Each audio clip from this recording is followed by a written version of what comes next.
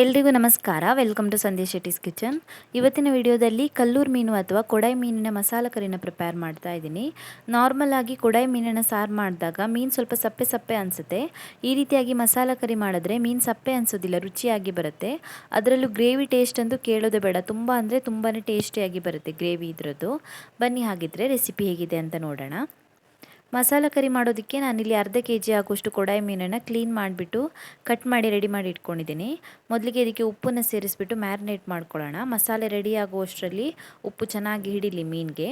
ನಾನು ಇದಕ್ಕೆ 1 ಚಮಚ ಆಗುವಷ್ಟು ಉಪ್ಪನ್ನು ಸೇರಿಸ್ಕೊಂಡಿದ್ದೀನಿ. ಚೆನ್ನಾಗಿ ಕಲಿಸ್ಬಿಟ್ಟು ಮಸಾಲೆ ರೆಡಿ ಆಗೋವರೆಗೂ ಹಾಗೆಯೇ ಇಟ್ಬಿಡೋಣ ಇದನ್ನು. ಇವಾಗ ಮಸಾಲೆನ ರುಬ್ಕೊಳ್ಳೋಣ. ಮಸಾಲೆ ರುಬ್ಕೊಳ್ಳೋದಕ್ಕೆ ನಾನಿಲ್ಲಿ 2 ಈರುಳ್ಳಿನ ಕಟ್ ಮಾಡಿ ಇಟ್ಕೊಂಡಿದ್ದೀನಿ. 2 ಚಿಕ್ಕ ಸೈಜ್ನ ಈರುಳ್ಳಿನ ಕಟ್ ಮಾಡಿ ಇಟ್ಕೊಂಡಿದ್ದೀನಿ. ಹಾಗೆಯೇ 2 ಟೊಮ್ಯಾಟೊನ ಕಟ್ ಮಾಡಿ ಇಟ್ಕೊಂಡಿದ್ದೀನಿ. 5 ರಿಂದ 6 ಬೆಳ್ಳುಳ್ಳಿ ಹೆಸಳು, ಅರ್ಧ ಚಮಚ ಆಗೋಷ್ಟು ಕಾಳುಮೆಣಸು ಡ್ರೈ ರೋಸ್ಟ್ ಮಾಡಿರೋದಿದು. ಹಾಗೆಯೇ ಡ್ರೈ ರೋಸ್ಟ್ ಮಾಡಿರುವಂಥ 5 ಗೋಡಂಬಿ ಮತ್ತು ಒಂದು ಚಿಕ್ಕ ಪೀಸ್ ಆಗುವಷ್ಟು ಶುಂಠಿನ ತೊಗೊಂಡಿದ್ದೀನಿ.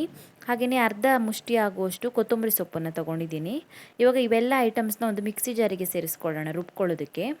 ಒಂದು ಅರ್ಧ ಗ್ಲಾಸ್ ಆಗುವಷ್ಟು ನೀರನ್ನು ಸೇರಿಸ್ಕೊಳ್ತಾ ಇದ್ದೀನಿ. ಮುಚ್ಚಳನ ಮುಚ್ಚಿಬಿಟ್ಟು ನೈಸಾಗಿ ರುಬ್ಕೊಳ್ಬೇಕು. ಎಷ್ಟು ನೈಸಾಗಿ ಆಗುತ್ತೋ ಅಷ್ಟು ನೈಸಾಗಿ ರುಬ್ಕೊಳ್ಬೇಕು. ನಾನು ಮಸಾಲೆನ ರುಬ್ಬಿ ತೊಗೊಂಡು ಬಂದಿದ್ದೀನಿ. ಇವಾಗ ಮಸಾಲೆ ಕರಿನ ಪ್ರಿಪೇರ್ ಮಾಡ್ಕೊಳ್ಳೋಣ. ಮೊದಲಿಗೆ ಒಂದು ಬಾಣಲಿನ ಕಾಯಿಸ್ಬಿಟ್ಟು ಅದಕ್ಕೆ 5 ರಿಂದ 6 ಚಮಚ ಆಗುವಷ್ಟು ಎಣ್ಣೆನ ಸೇರಿಸ್ಕೊಳ್ಬೇಕು. ಎಣ್ಣೆ ಚೆನ್ನಾಗಿ ಕಾದ ನಂತರ ಅದಕ್ಕೊಂದು ಸ್ವಲ್ಪ ಕರಿಬೇವಿನ ಎಲೆಗಳನ್ನು ಸೇರಿಸ್ಕೊಳ್ಳಿ.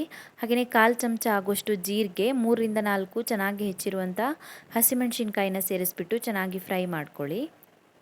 ಚೆನ್ನಾಗಿ ಫ್ರೈ ಮಾಡ್ಕೊಂಡ ನಂತರ ಇದಕ್ಕೆ ಒಂದು ಚೆನ್ನಾಗಿ ಹೆಚ್ಚಿರುವಂಥ ಈರುಳ್ಳಿನ ಸೇರಿಸ್ಕೊಳ್ಬೇಕು. ಈರುಳ್ಳಿನ ಚಿಕ್ಕ ಚಿಕ್ಕದಾಗಿ ಹೆಚ್ಚಿಕೊಳ್ಬೇಕು. ಒಂದು ಈರುಳ್ಳಿನ ಸೇರಿಸ್ಬಿಟ್ಟು ಮತ್ತೆ ಚೆನ್ನಾಗಿ ಫ್ರೈ ಮಾಡ್ಕೊಳ್ಳಿ, ಈರುಳ್ಳಿ ಸಾಫ್ಟ್ ಆಗೋವರೆಗೂ. ಈರುಳ್ಳಿನ ಫ್ರೈ ಮಾಡ್ಕೊಂಡ ನಂತರ ಇದಕ್ಕೆ 1/4 ಚಮಚ ಆಗುವಷ್ಟು ಅರಿಶಿನ ಪುಡಿನ ಸೇರಿಸ್ಕೊಂಡಿದ್ದೀನಿ. ಹಾಗೆಯೇ 1 ಚಮಚ ಆಗುವಷ್ಟು ಧನಿಯಾ ಪುಡಿನ ಸೇರಿಸ್ಕೊಳ್ಬೇಕು. ಹಾಗೆಯೇ ನಾನು ಇದಕ್ಕೆ 1/4 ಚಮಚ ಆಗುವಷ್ಟು ಅಚ್ಕಾರದ ಪುಡಿನ ಸೇರಿಸ್ಕೊಳ್ತಾ ಇದ್ದೀನಿ.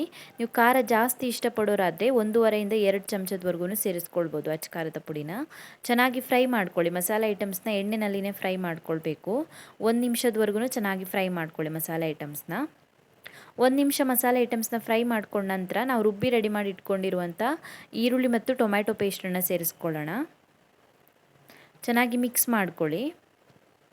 ದಪ್ಪ ಅನಿಸಿದ್ರೆ ನೀರನ್ನು ಸೇರಿಸ್ಕೊಳ್ಬೋದು. ಒಂದು ಸ್ವಲ್ಪ ಜಾಸ್ತಿ ತೆಳುವಾಗಬಾರ್ದು.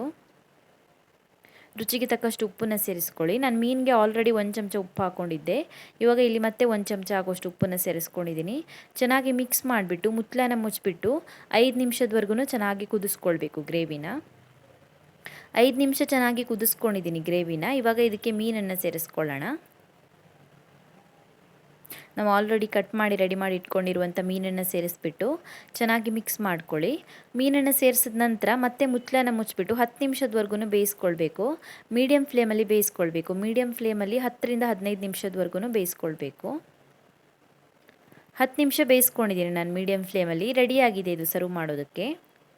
ತುಂಬಾ ಟೇಸ್ಟಿಯಾಗಿ ಬರುತ್ತೆ. ಈ ರೀತಿಯಾಗಿ ಮಸಾಲ ಕರಿ ಮಾಡಿದ್ರೆ ಮೀನು ಸ್ವಲ್ಪನೂ ಸಪ್ಪೆ ಅನಿಸಲ್ಲ, ತುಂಬಾ ಟೇಸ್ಟಿಯಾಗಿ ಬರುತ್ತೆ. ಗ್ರೇವಿ ಅಂತೂ ಕೇಳೋದು ಬೇಡ, ತುಂಬಾ ರುಚಿಯಾಗಿ ಬರುತ್ತೆ ಗ್ರೇವಿ ಇದರದ್ದು. ಟ್ರೈ ಮಾಡಿ ನೀವು ಕೂಡ. Thank you for watching my video. ನಿಮಗೆ ವಿಡಿಯೋ ಇಷ್ಟವಾಗಿದ್ದರೆ ವಿಡಿಯೋಗೊಂದು ಲೈಕ್ ಕೊಡಿ. ಹಾಗೆಯೇ ಕಮೆಂಟಲ್ಲಿ ತಿಳಿಸಿ ಹೇಗಿದೆ ಅಂತ. ನೀವು ನನ್ನ ಚಾನಲ್ಗೆ ಇನ್ನೂ ಸಬ್ಸ್ಕ್ರೈಬ್ ಮಾಡಿಲ್ಲ ಅಂದರೆ ಇವಾಗಲೇ ಸಬ್ಸ್ಕ್ರೈಬ್ ಮಾಡ್ಕೊಳ್ಳೋದನ್ನು ಮರಿಬೇಡಿ.